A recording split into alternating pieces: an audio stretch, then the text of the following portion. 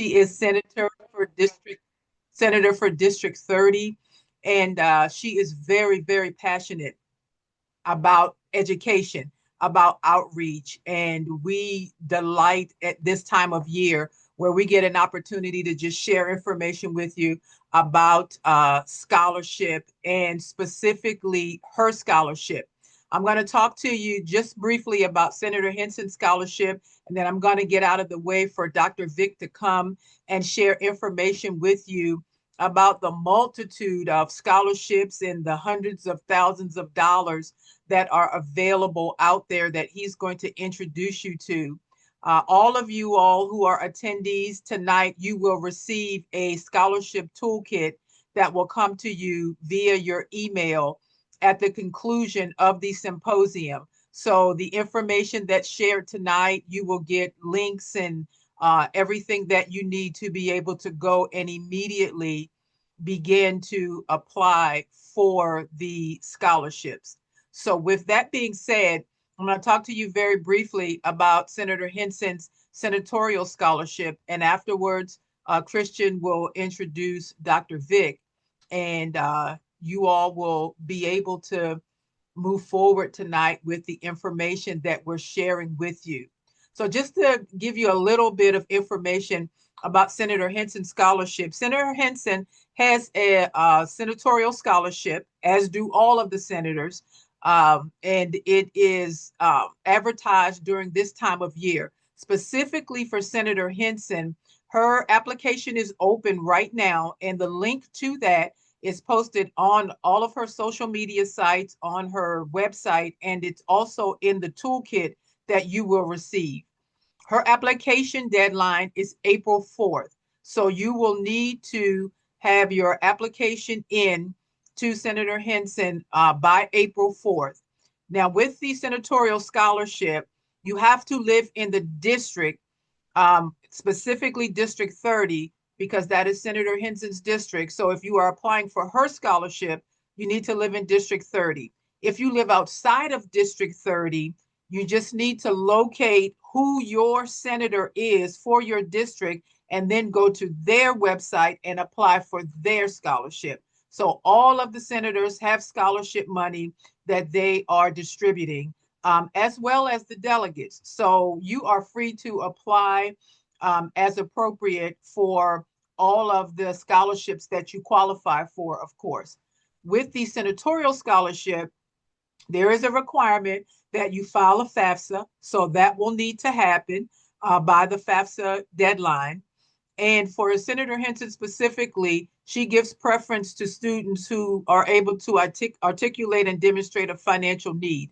So when you see the application, I believe it's section 1, there are just a series of questions there that will help determine whether or not you get a preference for demonstrating or articulating a financial need where her application process is concerned. And then her application process, in addition to the general information that it's asking about yourself in the colleges that you've applied to and the ones that you selected, if you are entering into college and if you're already a student where you are currently, there is a 200 to 300 word essay that is required.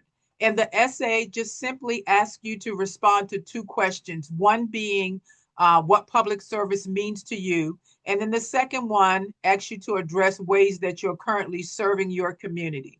Those two questions are very important for Senator Henson because, again, she is big on community service, community engagement, and it really aligns with the values and the heartbeat of her office. So those things are a part of her scholarship.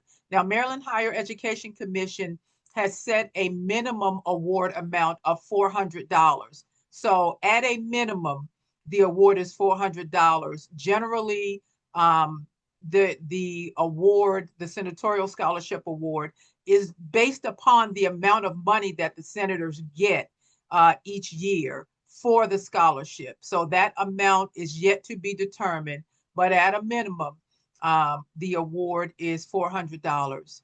The scholarship is renewable. I do want to emphasize that for up to 3 years, as long as you meet academic requirement. So if you are awarded any amount of, you're awarded $1,000, 2,500, $3,000, whatever amount you get, that is automatically renewable. You don't even have to reapply for it. It's renewable for up to 3 years as long as you meet the academic requirements set by the Maryland Higher Education Commission. So again, the link for all of that information will be in your toolkit as well. I just wanted to share that information with you up front about Senator Henson's senatorial scholarship. Again, we are super excited that you all are here with us tonight. On that note, I'm going to toss it back to Christian so he can introduce Dr. Vick, and then you guys can really get down to the business of understanding scholarships, scholarship funds, and where you can go to get it. So again, on behalf of Senator Henson and District 30, welcome to our virtual scholarship symposium. Christian, I'm tossing it back to you. Awesome, awesome, awesome. Thank you so much, Ms. Henson. It's a joy to have you here. Thank you for explaining just what Senator Henson's scholarship is able to do and how it's able to help our constituents. I hope you guys are already excited about what's going on in the room, the virtual room tonight. I'm going to ask a really big favor of you, and that's going to be if you are able to turn your camera on, we would love to see you. If you're doing something crazy or you're not, you don't have your hair done and stuff like that, that's okay. But if you're able to turn your camera on, we would love to see you and be able to interact with you. So we have Dr. Christopher Vick, who is going to be with us. He's about to present. And let me tell you something about this guy. He is just dynamic in what he does. And so, yes, you're going to get the information that you need, but you're going to have a blast doing it. I know Dr. Vick in many situations and many forums is very interactive. So prepare to interact, right? We want to see your face. We want to see you laugh at his corny jokes. And we want to see you put, and we want to see you interacting even in the chat. So feel free to do that. If at any point a presenter asks you to respond, feel free to unmute yourself and respond. Feel free to respond in the chat. And even if you have to go take a bathroom trip or step away from your computer at any moment, please feel free to do that if you need to. But don't miss this information. It's phenomenal information. Again, thank you to the 5 people who are able to turn their cameras on. If we could get 5 more, I'll be happy. Uh-oh, got one. I feel like I'm at an auction. Well, again, guys, thank you so much for being here. We're happy to have you. And none other than Dr. Christopher Vick. I'm going to send it over to you. I'm not going to steal your thunder and No, tell people how much money you've paid for college. listen. Dr. I don't get nervous. I don't get nervous generally. Like I talk for a living, think, write for a living, and like I got super nervous like 30 seconds ago because like this what we're about to get is like life-changing information. And we're about to get some information over the next 45 minutes that are going to knock some chains off and liberate some people. I came in this space and I felt anxiety through the Zoom. It is Thursday night, 6:30, and y'all sitting there on a Zoom. Y'all must really be pressed about this money. So if Professor Booker said, I need the money, I need that bread. Affordability is not a myth. I feel that. So listen, if y'all came to get fed, then it is my responsibility to feed you. So I step in to this room with that expectation to ensure that you got fed. I thought about what Miss Henson said, and then I did some math, and I went to Baltimore City Public Schools, so that should tell you some things. She said, well, the floor is $400 for that scholarship. But then she said it's renewable. So I said, well, it's not $400 anymore. Now it's $1,600. And then I thought about my daughter who just turned 13 2 days ago. What a blessing. And I said, how long will it take my daughter, she's working at Amazon, to make $1,600? She had to go down that joint and work 100 hours to make that same amount of money that Miss Henson was speaking to. And having worked with teams, that's a lot of Chris I'm looking at. And working with teams all my life, I know somebody's going to say, dang, I don't feel like putting the time for that scholarship. But then I think about the yield it's going to return me. Hundreds of hours of effort. Chains are going to fall off as a result of a little bit of effort now. Just being in the room, just being in this room, you put yourself in position for that money. So I'm so excited you're here. And it's my responsibility to ensure that we keep on feeding you in the way that you came to be served. Does that sound okay, y'all? Can I do that? I'm looking at Professor Cummings. We're going to make this thing work. All right. So who the heck am I? I'm Dr. Christopher Lynn Vick, reporting to you live and direct from my home, my basement down in Howard County. My wife's upstairs taking a class, so she sent me down to the back of the basement running from the kids. I am a professor at the University of Maryland, Baltimore County, UMBC. I'm in the ed school. I teach teachers how to teach. In previous lives, I've been a college counselor. I've worked at C Public Charter School. I've been with the Durant Foundation at PG County, working with College Track, and really had some awesome opportunities to help folks who come from the same community I come from get into college. Brother Christian's been through a bunch of these conversations with me, and he's heard my spiel. He knows how I do the whole thing. And I'm like, y'all, look at me. There's no reason I should go into college for free. But for some reason, full ride to Morehouse College. But then add on to that, I took my undergrad degree there. Master's degree, Simmons University in Boston, Massachusetts for free. My doctorate I took from Boston College in Boston, Massachusetts for free. I'm okay smart. I know Professor Booker is wild.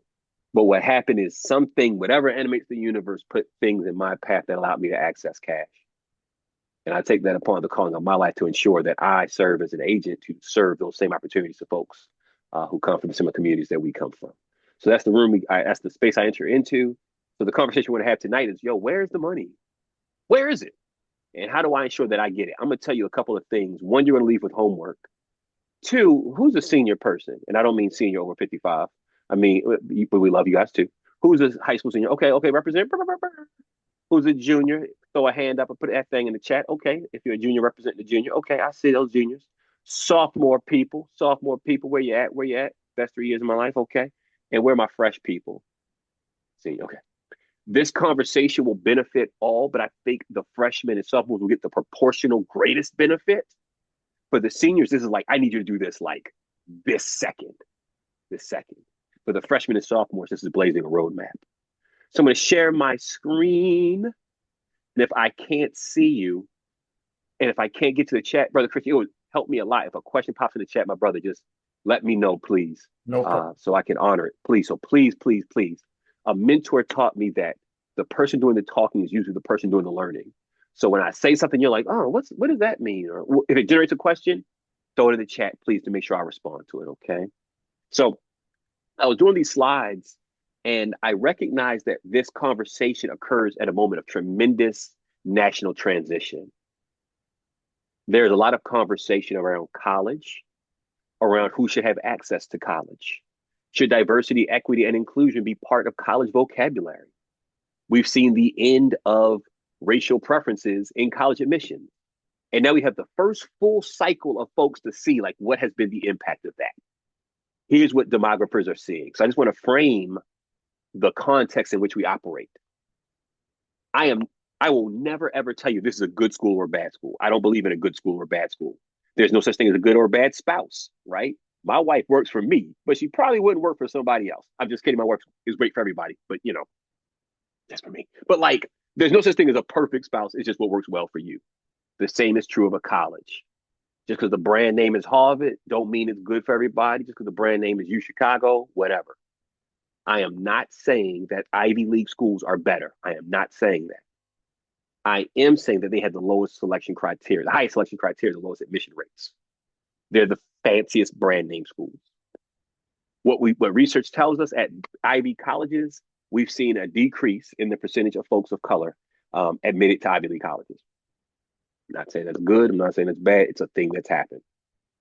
Less Latinos, less African Americans at the Ivies, and they call it the Ivy pluses, like Ivies plus your Stanfords, your U Chicagos, your MITs, all those kind of things. That's a thing. But we are seeing more people of color at state flagships, right? So folks of color aren't getting into a Harvard at the same clip, but those students are then going to places like University of Maryland, University of Texas, University of Delaware, University of Florida. So what we are seeing is an uptick of folks who look like me, and by that I mean folks of color, African American, Latino, at flagship universities, which is, I think, a really good thing.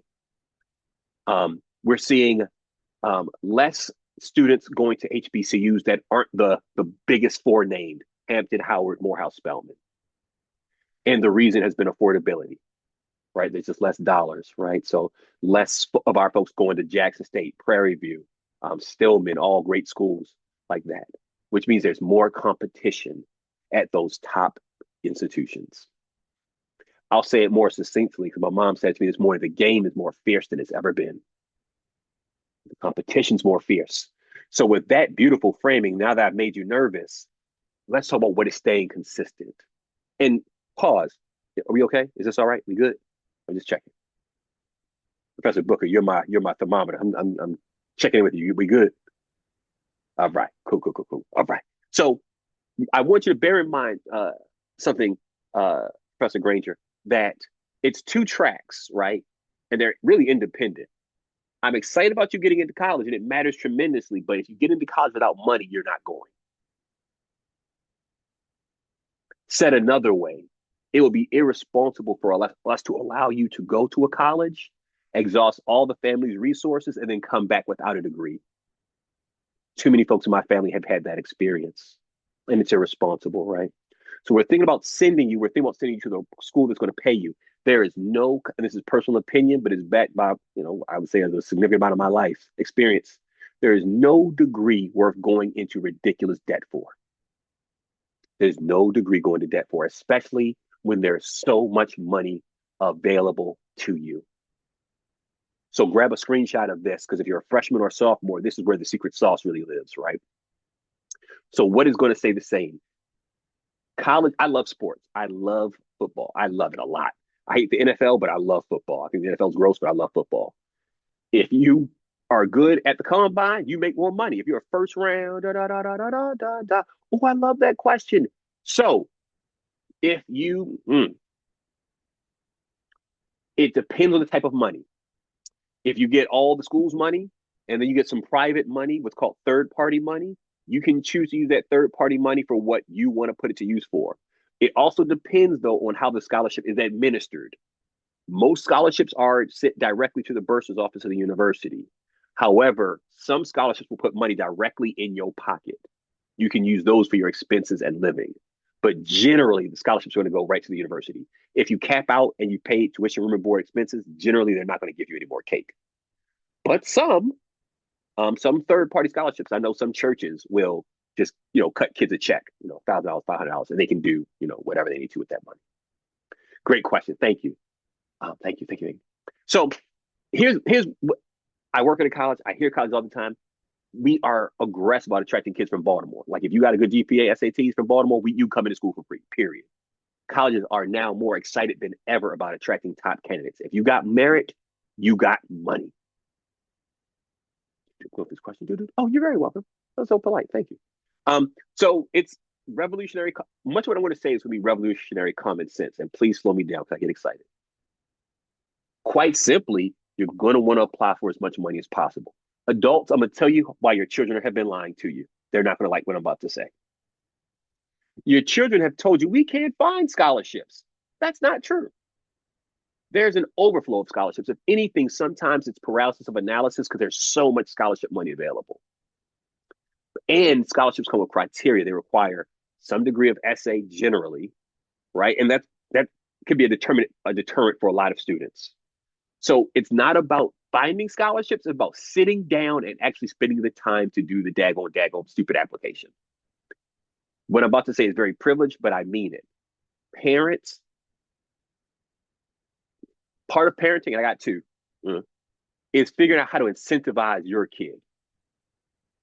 And figuring out what things are worth going to the hill and dying on and which ones aren't. College financing ain't worth going to the hill and dying on that. That's not the time to teach independence. That's where you got to say, we got to figure this out together. If your kid isn't the one that's going to do it unincentivized, then figure out how do I incentivize you to do that application? And again, if you would have your kid think money. So maybe you have to pay. And again, I'm being privileged. Maybe you have to pay your kid to sit with you $10 an hour or something to do the actual application. But otherwise, my experience tells me I have witnessed, I work with tens of thousands of students. It has been a tiny sliver of students who will work and find scholarships independently and submit them. It's drudgery. You're not going to get most that you apply for. And it's kind of like you're doing a bunch of essays and you don't already know what it's for. It takes a strong adult to say, baby, I know it's hard work, but I got you. We had to stand in the gap for our kids in those capacities, in those moments. So applying for as much money early as possible. My freshmen, I'm glad you're in the building. It's a lie that says you can't find scholarship money. You certainly can. We'll talk about some sources tonight. Ms. Henson says she's going to send those out tonight at 8 o'clock. Like, yo, we got you. This office, the team, we got you. I hope you got a screen cap. What's on the right, and that's a whole nother conversation, is this is what colleges are looking for. And it's from top to bottom. Most important thing is grades. Did you get good grades in challenging classes, including senior year? I know we're in second semester, but colleges are still looking at your second semester classes. If you get to second semester and you drop whatever the class is, we're not going to be happy about it. So keep pushing, even if you don't have to take that math, that world language, keep pushing. Testing. The SAT is back, unfortunately. I shouldn't say that. I should say it's true. The SAT is back, unfortunately. During pandemic, many schools went to test optional. UMBC remains test optional, and I'm very proud of that. I'm very proud that we're test optional. But many schools have reverted back to taking the SAT.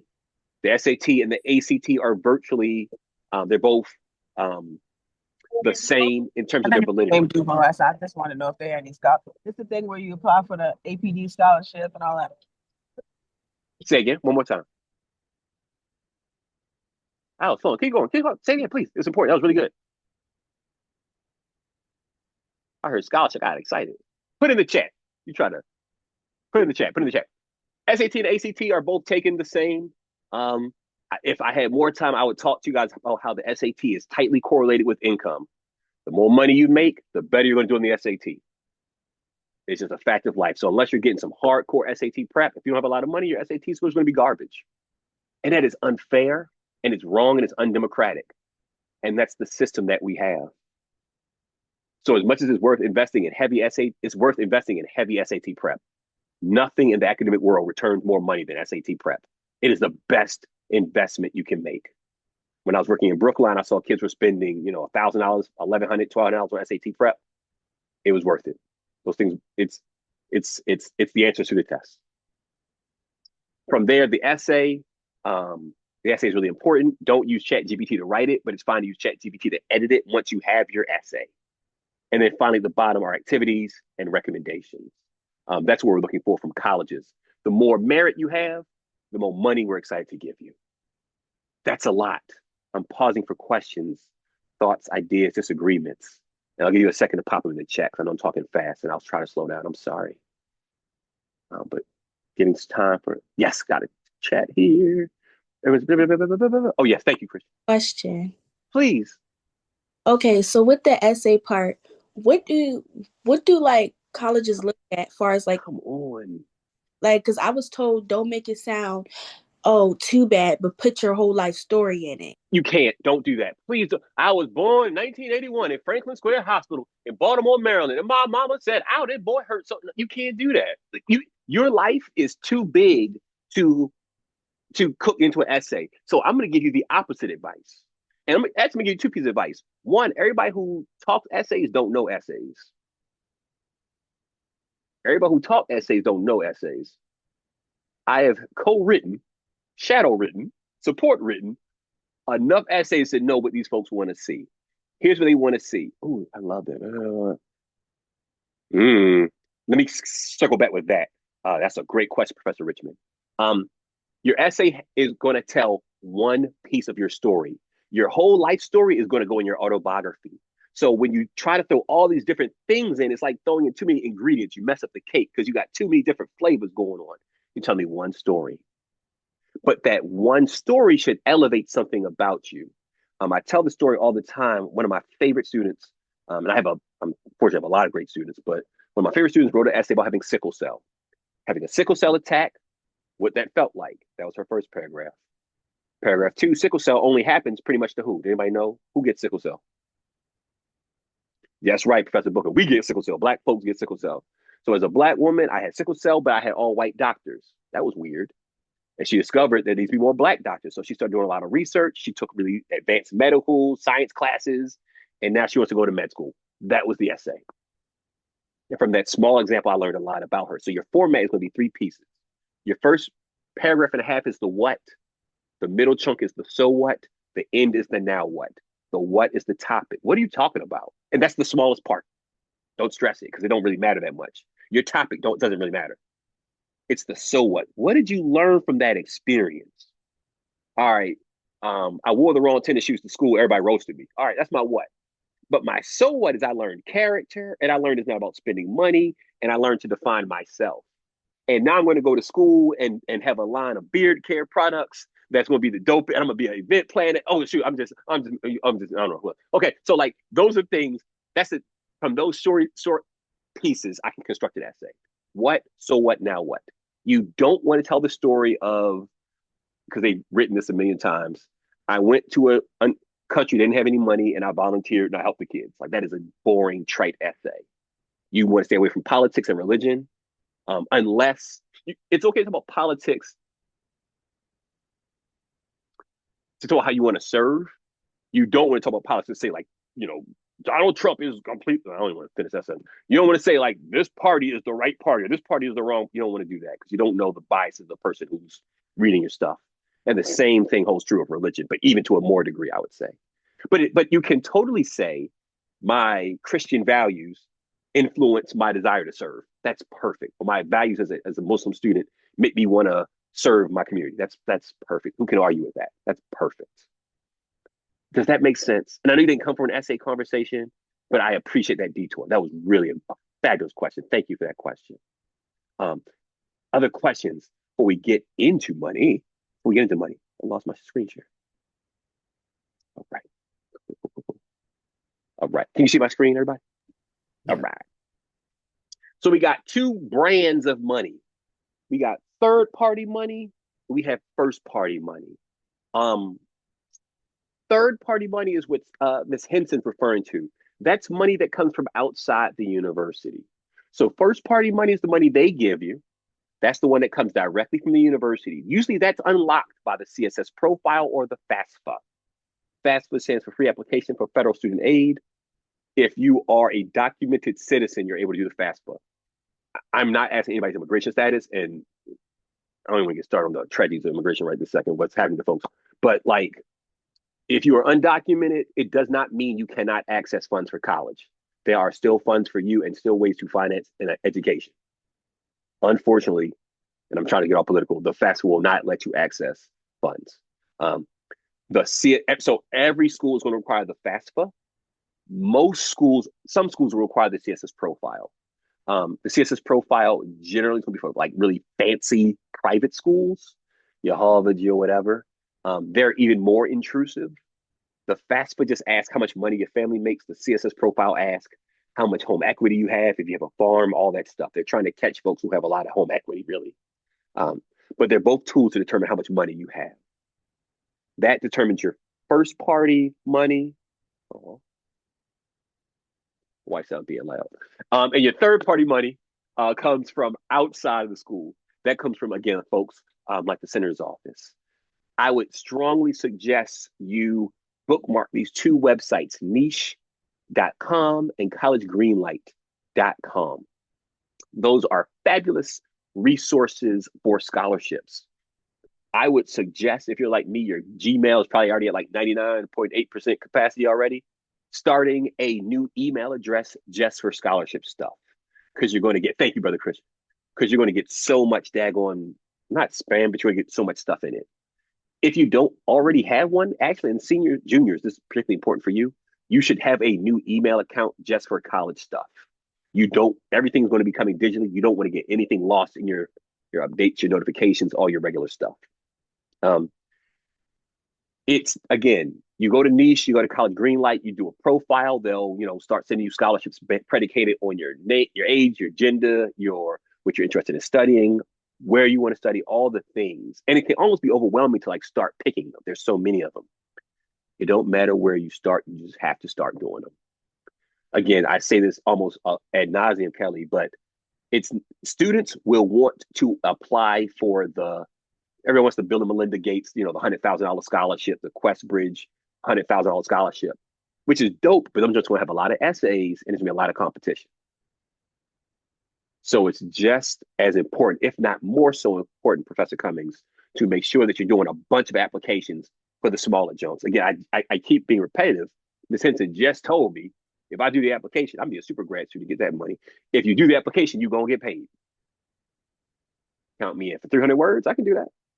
I've got much less for much more work. So please, it's not about finding scholarships, it's about doing scholarships. And reuse the essay.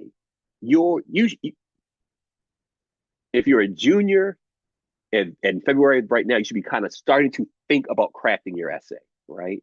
Because you should have your applications done by October 1st of senior year. So the roots of your college essay can easily become the branches of your scholarship essay because it's the same origin. Why do you want to do what you want to do? And scholarship essays pretty much invariably are going to ask, what are you going to do with my money? How are you honoring the person who's giving you the money? So again, Senator Henson's scholarship, Senator Henson's life is all about service. So we want to know, what does service look like? How are you going to honor the legacy that Senator Henson has exemplified by way of service? That's what the scholarship is going to ask. If it's it's silly, right? But I work for the George and Betsy Sherman Foundation. If you're applying for George and Betsy Sherman money, you better know what the heck they are, what the heck they do. If they're supposed to give you money, kiss that butt. Pause it for, it was a little crude, I'm sorry, but I meant it. Pause it for questions. I was looking at Kelly's face. She looked at me like, why do you do that? Pause it for questions, thoughts, ideas. I am on slide 3. It's all good. All right. All right, good. All right. No football on tonight, so I can talk all night. We good. All right. So the FAFSA is critically important. Again, it's the first step in unlocking any help. Oh, shoot. I apologize. This is incorrect language I have in here. It used to be called the EFC. It's not called the EFC anymore. EFC is old language, which stands for expected family contribution. So once you do the FAFSA, they'll say, how much money does your family have? And if you got a bunch of money, your EFC that's how much they expect you to contribute to college. That can be $99,999. If the school is saying, if the federal government's saying you don't have any, then your EFC will be 0. There's a new term, and I don't know what it is off the top of my head. I'm sorry. Is there someone, Professor Law, come off mute and tell me what you mean when you ask that, please. That's a great question. Professor Law asked, is there someone specific? Thank you, Professor Richmond. SAI, hold it down. I told you the person doing the talking is doing the learning. I told you, I tricked y'all. Is there someone who works closely with recipients? What do you mean when you say that? So oh my gosh, now that's a great question. That's going to depend on the criteria. Let me get my water here. That depends on the criteria for the scholarship, right? So some are going to come loaded in with academic support, right? So, for example, again, I work at UNBC. We have the George and Betsy Scholarship, right? That's for people who want to become teachers. There is academic support baked into that one. Some scholarships are going to say, well, we gave you the money because we expect you to be a scholar. So no, ain't no scholarship. There's no support baked in because you are the support. So it's going to really depend on the scholarship. But what's underneath that, I would suggest, is being thoughtful about what support does my campus offer, right? So my daughter has ADHD, anxiety, but she's also gifted, right? So she's going to experience college in a particular way when she gets there. Some campuses have an ethos of cooperation. Some campuses have an ethos of like every man for himself, and I got to get mine, and damn you. So you should know what's the culture of the college I'm applying to before you even step foot on that jump. Does that make sense? Make sure the culture aligns with the kind of personality that you have. Great question. FAFSA generally opens October 1st. It considers your family's income. Boom, boom, boom. Thank you. And again, you cannot unfortunately complete the FAFSA without a Social Security number. Oh, you can do the FAFSA forecaster anytime. So generally, it's going to be juniors bridging into senior year doing the FAFSA. I would suggest families do the FAFSA forecaster now, just to get an idea of what your SAI, the new term, thank you, is. The other benefit is this. This jump kills me because I see it almost every year. What I don't want to see is you get to senior year, ready to do the FAFSA, and your mom's like, I don't know where my tax forms from last year are. Mom, what are you doing?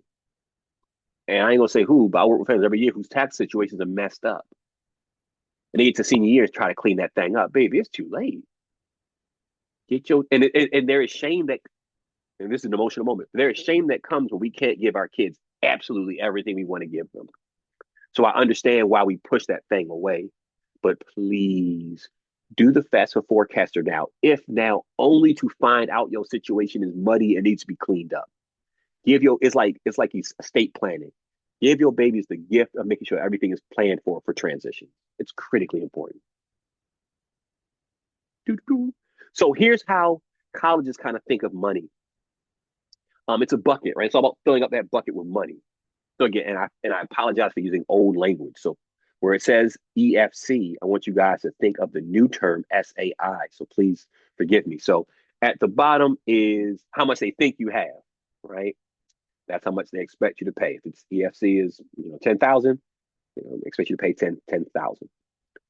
From there, it's grants. So that's free money that comes from the government, from the federal government, the state government. Your Pell grants predicated on your income. There are different state grants predicated on your income. Generally, you access those just by doing the FAFSA, and those should unlock those state grants for you. Again, that's free money you don't have to pay back. From there, colleges start to what's I'm looking for? Distribute first-party money. So then they're starting to give you their money, and then they're going to ask how much third-party money you're bringing. I would strongly suggest, and this is not in many schools anymore, very few do it anymore, but there are still some schools that practice what's called displacement, where for every scholarship dollar you bring in, they take back one of their scholarship dollars, which is as nasty and gross as possible. Please ask, is the scholarship offer I'm getting renewable? 4 years. What's the criteria? Do you practice displacement? If I was standing in person with me, you'd say I'm 6 foot tall, 180, but I have no athletic skill whatsoever. So the world of sports is kind of foreign to me, but I do know if you're on a team and you don't play that sport, your money is gone. If you want a band scholarship and you don't want to play the tuba no more, you're not getting that scholarship. So be very, very clear. And colleges, when they say this is the criteria, they don't play. And generally there's no grace period. I went to Morehouse. Our criteria was you have to have a 3.0. I knew at least 2 brothers who had a 2.98, and they took their scholarships and sent them right on home. They don't play. They don't give grace. So you want to ask, what's the criteria? Is it renewable? Do you practice displacement? You also, this is kind of a second level conversation, but when you're getting third-party scholarships, you want to ask, when will I get this money and how do I access it? Some scholarships, and I'm not saying good or bad, it's just philosophy. Some scholarships will only distribute second semester, with the idea, let's see if a kid can make it first semester, because we don't want to waste money on a kid who doesn't make it. That hurts, but we got to know. So you want to ask, what's the criteria? Does it come first or second semester? And is it renewable? From there, we got loans. We hate loans. We hate loans. We hate loans. We can talk about them in a second. And the last bit is self-help. That might be $500. That might be $1,000. But sometimes schools will ask or think a kid's going to contribute toward their own experience with their summer money as well. The caveat is this. The more they like you, the more of that free money they're going to put on top of you. And the less they like you, if they kind of like, hey, you whatever. If you want to take $100,000 in loans to come here, we'll let you. Philosophically, and I can't tell you what you with your dollars, I don't think any school's worth that amount. That's just me.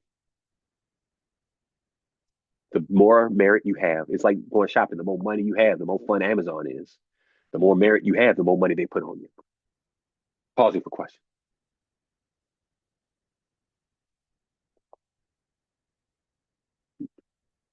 If something pops up, let a brother know. Oh, good. It's my time to be quiet. Okay, good. Y'all gonna do some work. Here we go. Okay, turn in the chat. Ooh. So, oh gosh, I'll tell you the story. I'll tell you what happened to me, right? So I was on scholarship, and you have to keep a 3.0 GPA. If you know me, and I'll tell you the story, I was not a particularly good high school student, and I'm still not a particularly serious person to this day. I'm a very playful person and scattered sometimes, right? My parents said we kept a suitcase by the door because we didn't know if you'd make it, right? And that animated me like no other. What that meant is every day from 5 o'clock to 9 o'clock, I was in that library studying. I say all that to say, know the criteria of your scholarship and start putting in systems and structures to ensure you cannot lose it. Yeah, you just, I guess what I'm saying is, It's your school becomes your job when you're on scholarship. Like I literally just think about how much am I making per hour sitting in this library? And this multi-thousands of dollar scholarship is worth every minute I'm putting in. Because I could go work at the mall or at Church's Chicken and sell chicken, but I have to work a ton of hours to make what I'm making sitting here reading a book. So read the book. Does that make sense? So like develop systems and structures, and ask for help. Someone asked what resources are available on campus. I didn't access them well. I wish I had. But I think it's asking what resources are available. Folks want you to succeed. Colleges want you to graduate because they want you to graduate and give money back to the university. So no one wins if you're not able to finish with all the monies. I'm at 7:15. If I go to 7:35, Christian, that would don't knock me out. Go to 7:35. Like a little overtime. That'd be the overtime. My Patreons. All right, so I got a financial aid letter here, and it's from 2015, but it's still good. Thank you, Professor Law. I want you to take 30 seconds. So you're going to get your admissions letter. But again, when you get your admissions letter, that's not the important one. You get your admissions letter in January, December. It's not going to be until like March, April, you get your financial aid letter. I don't want you to fall in love with a college until you get your financial aid letter. And they're written in a way generally that can be kind of tough to understand. So I want you to take 1 minute. If you got this financial aid letter or your child got this financial aid letter, how are you feeling? 10 being 1 is the worst feeling in the world. 10 is the best feeling in the world. My child is now dancing in front of me, trying to distract me. I see you. 1 is the worst. 10 is the best. How would you feel if you got this? Oh, whoa, that is crazy. That is shameful. You got to tell me, oh, that is shameful. I'd have turned the tables over. All right, Professor Booker says that's a 4. Feels like a 4. Okay. Remember, you had until May 1st is your decision day. So that's a shame. I'm sorry that happened to you. 1, is this the worst letter? 10, this is the best. How we feeling? How we feeling? Pop into the chat if you can. Okay. Nate's mom is okay. We seeing some excitement. Okay. Cool. We'll wait 10 more seconds. Okay. All right. 6. Okay. All right. Okay. I love this. This is great conversation. I love this. Great. I love this disparity of opinion. This is beautiful. So I'll ask, would anyone like to be brave and come off mute and tell me why they felt this way? This requires like super bravery. Anybody want to be my superstar? Please go ahead, Professor Booker. Please. I saw your hand first. Professor Jallo, I appreciate you. Thank you for your bravery. Okay, so I'm gonna just preface this by the fact that I already have 1 student in college. Okay. Oh, okay. So, so the cost of attendance is $65,000 per year. Yep. And the school is awarding you $21,000 minus $1,100, which is actually a loan. That federal direct loan. Good eyes. So if it costs $65,000, which we already know is going to be at least $5,000 more than that, and they only giving you $21,000 a year, you still got to come up with like $40,000 that you would have to pay to make up the difference for your child to go there. So here's okay. So let's slow down. You are on the right track. This is beautiful. It's written funky, right? So, and this school is actually weirder because they have trimesters, not even semesters. They have a fall, a winter, and a spring bill. So that's even weirder. So the school costs 65. That's the bottom number. How much are they giving you free money? Well, let's look. They're giving you shucks. Hang on, I lost it. Sorry, guys. There we go. So they're giving you that presidential scholarship. Is that free? Yes. Book allowance, is that free? Yes. The union scholarship. So I'm in the total column. I'm in that farthest column on the right. Almost a $30,000 union scholarship. We love that. It's all free money until we get to this subsidized loan. Gosh, dog. Sorry, guys. So they're giving me all free money with the exception of $3,500 in terms of $35 a loan. So what I have here is a financial aid package for a $65,000 school. They're giving me $61,000-ish free dollars and about $3,500 in loans. I'm not mad at this. I'm not mad at this award at all. I am not mad. Now, we don't love loans, but if you have to take a loan, a federal subsidized loan is the best kind of loan to take. The interest doesn't start until after you graduate school. So if you continue on to your master's and your doctorate, the interest doesn't start until then. Subsidized loans are infinitely better than unsubsidized loans. The other thing, my people, you can take any part of this letter and take what you like and don't take the rest. So you can take all the free money and literally draw a line through the loan and say, excuse me, give me all the free stuff, throw away the rest. And they'll take that loan out for you. They don't have to apply it. So if you wanted to go to your bank and you might be able to get better terms, or maybe you have some savings, maybe you got a 529 cooked up, maybe you got some grand, you got whatever. If you, or maybe you just, that's your kid's summer work money and you don't need that loan, you can get rid of it. That's a beautiful loan. That's a beautiful package. This is a kid that this school really likes. So I think it's like a 7, 8, 9. I'm feeling that. I'm feeling good. Probably like an 8, 9. This feels good. All right, let's look at this package. What's happening here? This school costs $34,500. So take a minute. Again, scale of 1 to 10. 1 is ugh. 10 is, oh yeah, I love that. How do we feel about this package? 1 is, oh, this is a mess here. Okay, what we feeling? Oh, y'all mean. Y'all are mean. Don't do that. Don't disperse Drexel. Don't do that. Drexel didn't give me no money either. But that's a different conversation. That's crazy. Why y'all be bashing Drexel like that? It's a great school though. 5, 1. Okay. Wait for one more person. Well, somebody, Professor Ashley Watson, if you're able to come off mute, Ashley, can you tell me why you don't like this package? If you're able to, no problem if you can't.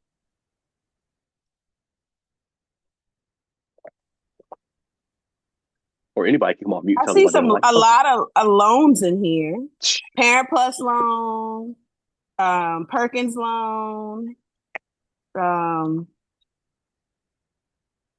federal unsubsidized. I'm not sure what that federal unsubsidized thing is, but the biggest loan is that Parent Plus loan for $12,000. That's something that your parent got to sign on to, and hopefully their credit is good because it's not like the SEOG loan where you just get it on your student credibility. Yes.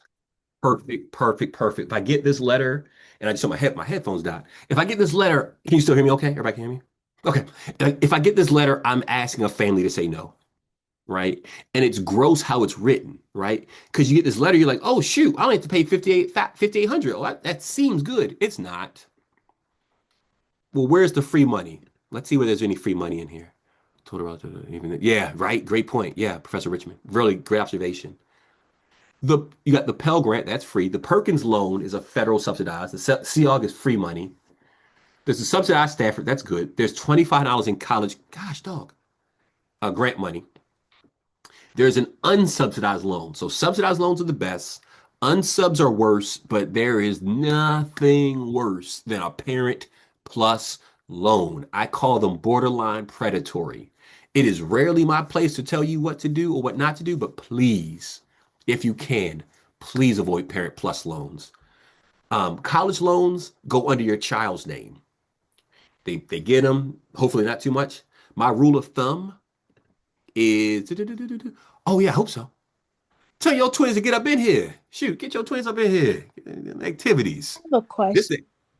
Give me the question. You know I got ADHD, I'm gonna forget what I was saying, but give me the question. So I'm 17. So I don't know too much far as like the loans and stuff go and all the interest stuff. So the college would give us a loan, but they're paying for the loan and we got to pay the loan once we graduate. Sister, think what you just said is one of the most powerful things I can imagine. You are 17, 18 years old. You don't know the world of finance because you're not supposed to. And college will still give you hundreds of thousands of dollars of loans otherwise. At this point, colleges is a business like any other one. And you have to be an intelligent consumer. You have to know what's the interest rate on this loan. Is it subsidized? If you can go to your Bank of America or your credit union and get a better loan, then it's better to take their loan. There was a scandal a few years ago, and I'm not going to name the colleges. And P.S., is it okay if I go to 7:35? Is that okay? You can rock with me. If you got to leave at 7:30, I completely respect it. That's fine. Thank you, Christian. Some colleges got in trouble for giving kids worse loans they could get from a bank because they were getting kickbacks from loan companies, and that's ugly. Some folks prey on students not knowing the difference. You got to be an educated consumer and advocate for yourself. My rule of thumb, don't ever borrow more over your lifetime than you'll make in a year. Meaning, if you go into some high dollar profession where you're going to make a bunch of money, you'll be a heart surgeon, and you have to borrow $40,000 to do that. That's worth it. If you're going to be, and I'm no shade to poets, and you might only make $40,000 a year, then it doesn't make sense to borrow $20,000 over your lifetime to make 40. What you intend to do should match the amount of loans you're willing to take on, and know it's going to minimize your lifestyle later on. Mm-hmm. You do not want loans. Loans go under your name, Parent Plus loans go under your parents' names. There's a bunch of reasons why folks who are getting ready to retire should not be taking on new debt. New unsubsidized debt.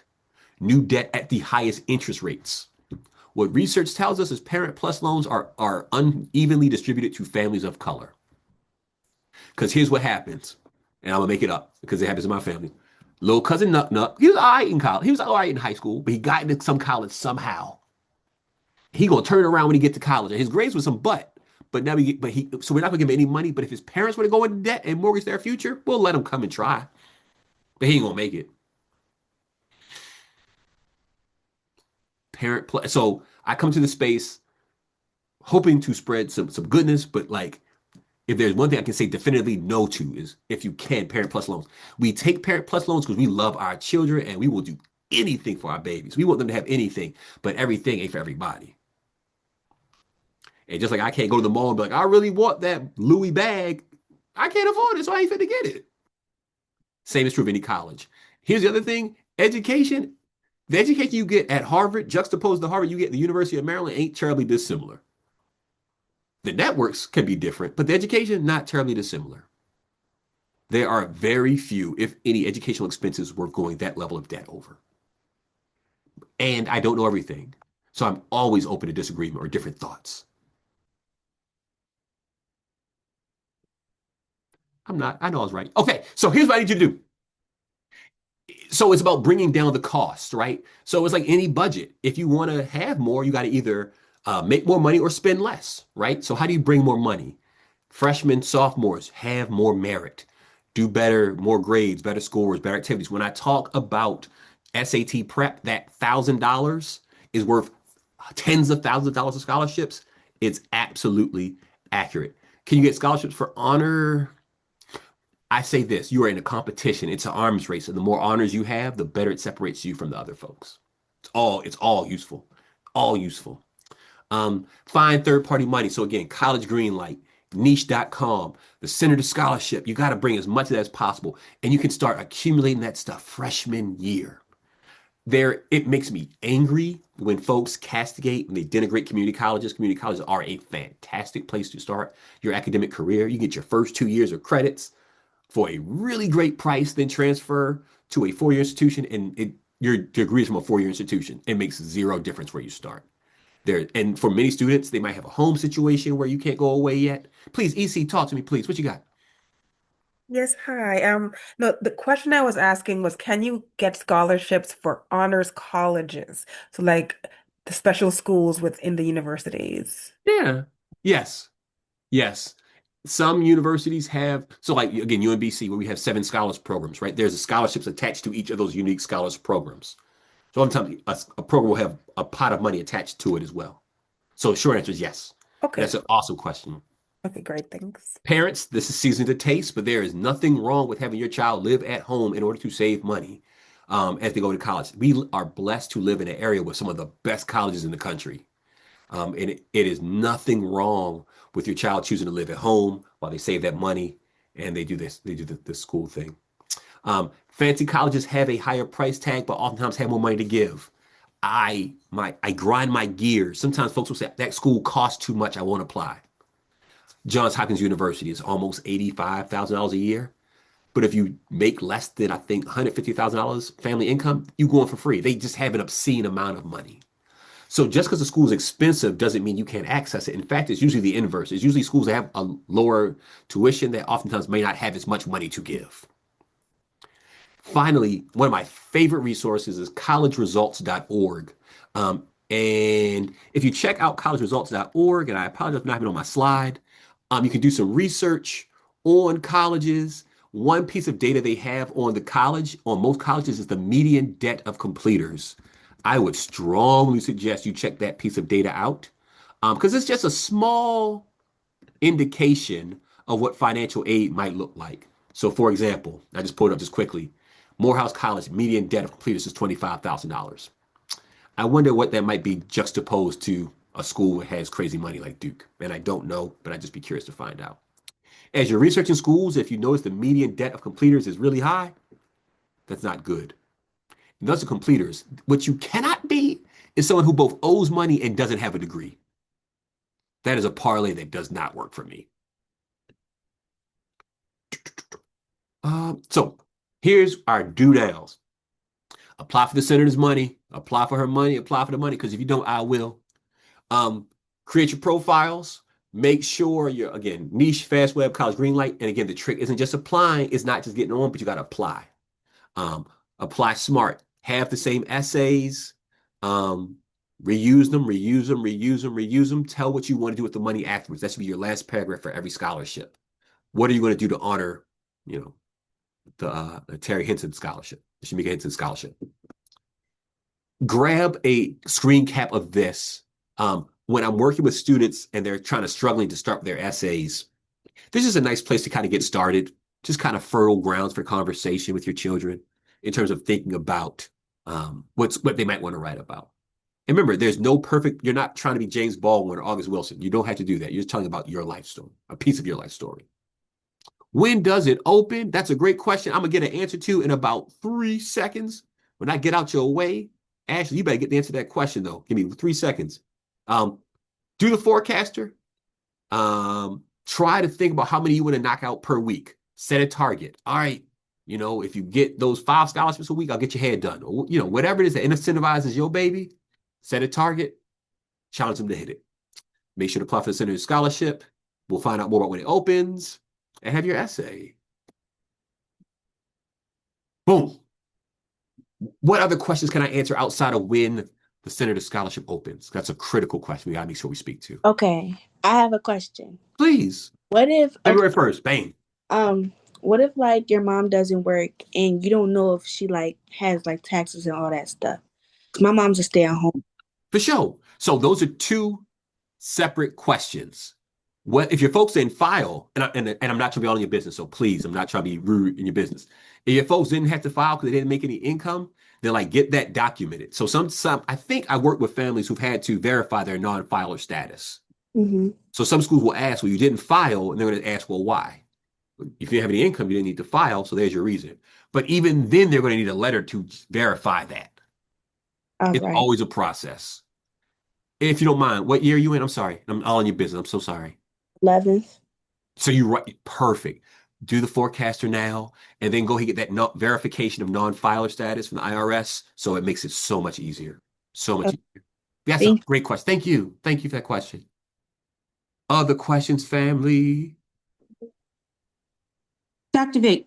Yes. Is there ever a instance where you would advise us to pay for, I've seen those sites out there where you have to No, pay. Okay. no. Oh my gosh. Could you speak to that? Thank you so much. Oh my gosh. I am so sorry. Why? No. Guaranteed scam. Guaranteed. No. No. You should never be paying for a scholarship. You should never be paying for a scholarship database. You should never be paying to apply for a scholarship. You should not pay.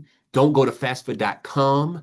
I think it's .ed.gov. You're not paying for, there will be people who will tell you, we'll help you do your FAFSA. The FAFSA now is simple enough. You can pretty much take it line by line from your taxes. Thank you for mentioning that. And that was I apologize for not mentioning that. Please do not.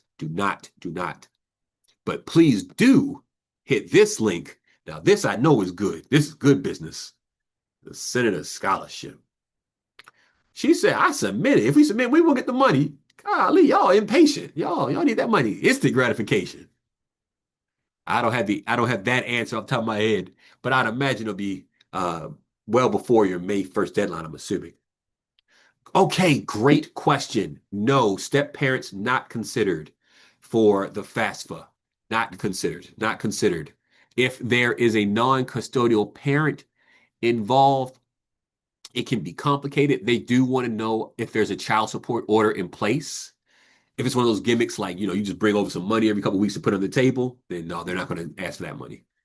But no, step parent, you are not considered the financial responsibility for college of your step parent. Great. Thank you for that question. The CSS profile will, but not the FAFSA. Great question. Other questions?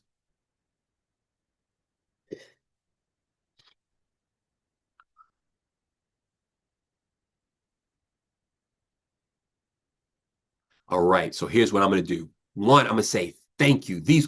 No. If I haven't applied to a college, Professor Law, if you don't mind me asking, what year are you in?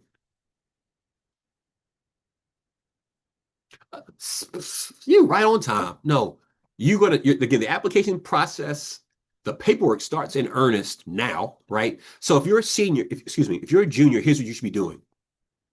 Thinking about who's going to write your recommendations, right? Because you need 2 junior teachers, preferably. You don't want a freshman or sophomore teacher. 2 junior teachers and your guidance counselor. So you want to identify them and have asked them before you go to summer break. You want to start drafting your college essays, doing college tours to the degree you can. Your actual applications aren't going to be sent in until October 1st of senior year, so you're good. But what you need to have done is ensure you have a testing plan. You should be taking the SAT or ACT for the first time awesome, thank you. You should be taking the SAT for the first time in the spring of junior year. So like right now, you should be gearing up for that assessment. Like your life is about to be turned over to that test. Great question. I'm starting my clock over. Thank you. Thank you. All right, team. Thank you for being in community with me. Thank you for your patience with me. Thank you for your correction. Thank you for your humor. This has been an absolute joy and a privilege. I hope you left. I learned a lot and I'm deeply appreciative.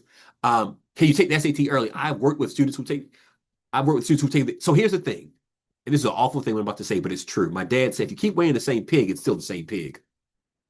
So if you're going to take the SAT over and over, what you start doing is adding anxiety to kids.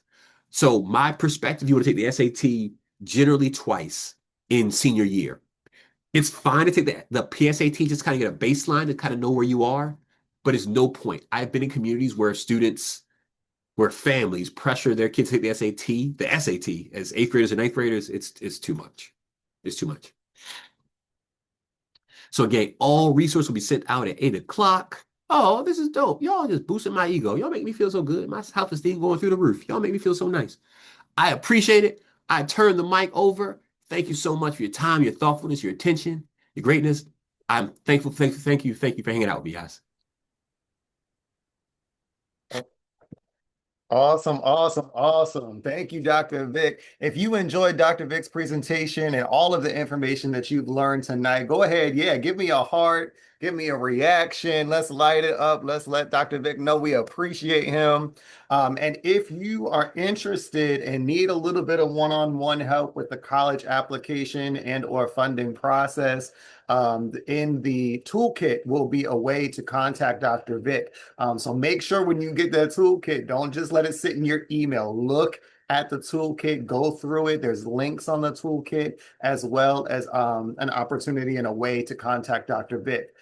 So we don't want the great information to go by the wayside. But I know everybody on this line right now is excited about what the opportunities are that are laid out in front of them. Dr. Vick, thank you so much. This is such wonderful information. I know Senator Henson is potentially on the call listening. So we want to give a great shout out to her and thank her for this initiative. She does great work with youth, and the scholarship program that we have here is just an extension of her heart. Not every senator does this type of outfitting or these types of events for their scholarships. Some of them just offer it.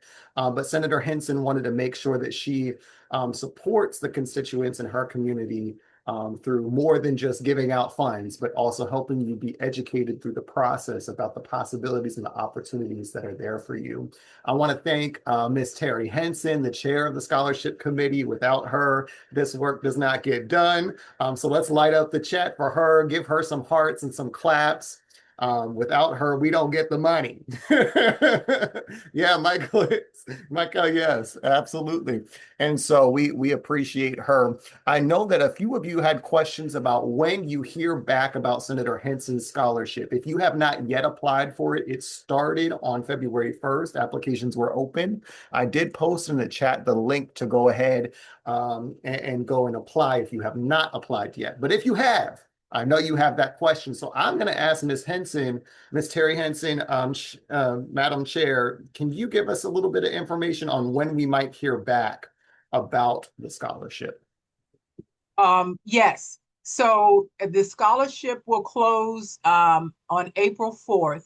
We have a scholarship committee review panel. We'll take a look at it. Our goal is always to have the scholarships reviewed and awarded prior to the events and festivities that start happening at the high schools in preparation for graduation.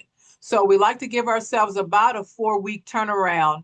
And we like to have everything ready and announced before they start to have the senior awards events and so forth, because the schools also want to know what the scholarship dollars are that's coming into the school, because they count that. So if we are a part of the number of scholarships that are being awarded, they want those numbers. And also, Senator Henson likes to be present during the awarding when they do it, when they have the scholarship awards at school. Sometimes they do it during the school day. Sometimes it's an evening event, but we like to very much be a part of that as well. So if you're looking for a benchmark of about when, look for it to happen prior to that, but probably 4 weeks or so beyond the application deadline date, which is April 4th. So sometime very early in May.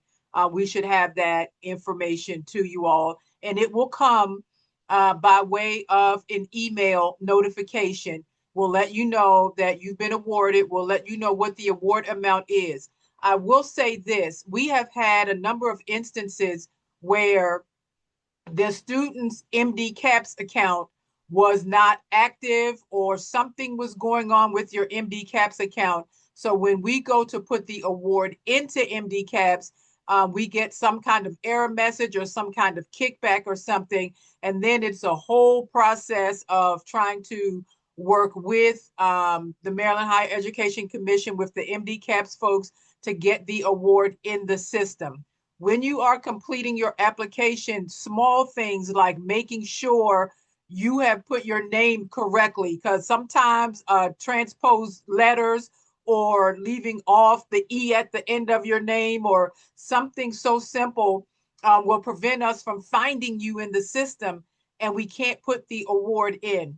So it helps us a lot if you give us good information. Make sure your email address is correct. Make sure your contact phone number is current. Make sure you have spelled your name correctly on your application, so that it's easier on our end to get you in the system. If we reach out to you and say we're having some difficulty with the MD-CAP system, please know that we have reached out to them also.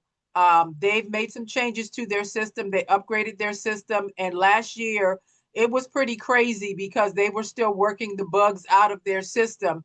And so it was difficult to try to get everybody awarded. And it was just a lot of back and forth. We don't want that to happen this year. So on your end, just make sure your MD CAPS account is active. Make sure it's up to date. And then when we go to do our part, it's so much easier to just put your award in and get it awarded. Also, I'll say this in closing.